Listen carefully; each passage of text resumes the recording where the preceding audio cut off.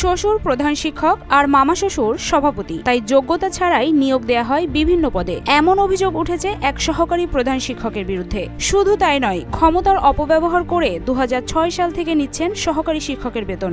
রাজু আহমেদ যিনি সহকারী প্রধান হলেন, উনি পরবর্তীতে সহকারী শিক্ষক হিসেবে নিয়োগ নিয়েছিলেন কিনা আমি আমার রেকর্ডে আমি দেখি।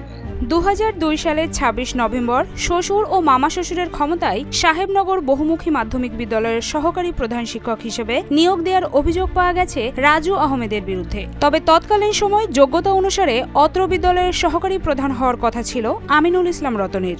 নিয়োগটা হয়েছে, ওকে প্রথমে নিয়োগ দেওয়া হয়েছিল ওই সহকারী প্রধান হিসাবে। পরে তার যোগ্যতার ইয়েতে ওকে ওই রতনের সঙ্গে সমন্বয় করে ওকে সহকারী শিক্ষকের বেতন সে উঠাতো, আর রতন সিনিয়র হিসাবে।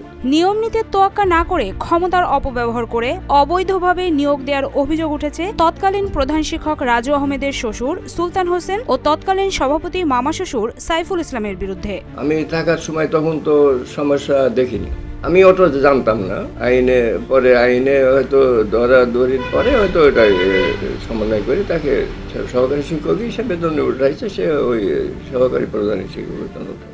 2006 সালের অক্টোবর মাসের 26 তারিখে এনটিআরসির সনদ না থাকা সত্ত্বেও এমপিও ভুক্তির তালিকায় নাম তুলে 17,292 টাকা বেতন উত্তোলন করে আসছেন রাজু আহমেদ। 2002 সালে সহকারী প্রধান শিক্ষক নিয়োগ নেওয়ার পরে 2006 সাল এর শেষ পর্যন্ত সহকারী প্রধান শিক্ষক হিসেবে এমপিও ভুক্ত হয়েছিলেন।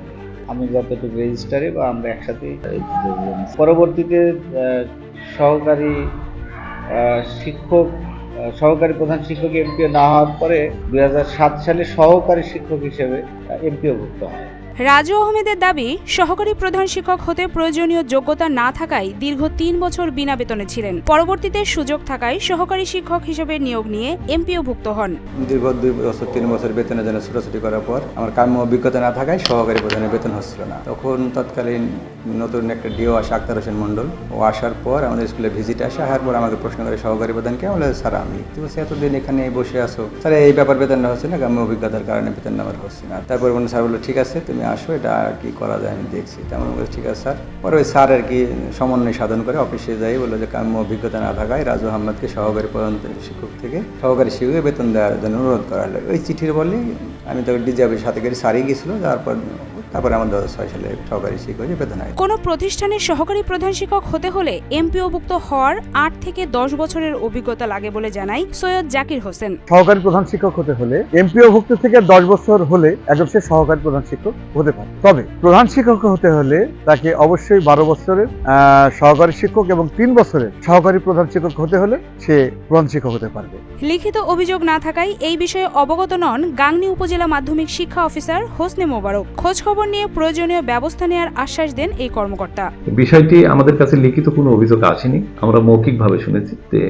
আমরা যতটুকু শুনে যা জানতে পারলাম তাতে সে যে কাজটি করেছে সে কাজটি আইন সিদ্ধ হয়নি। তবুও আমরা এই ব্যাপারটি খতিয়ে দেখে তদন্ত সাপেক্ষে আমরা ব্যাপারটি বলতে পারবো বা আমরা এর বিরুদ্ধে ব্যবস্থা নেব।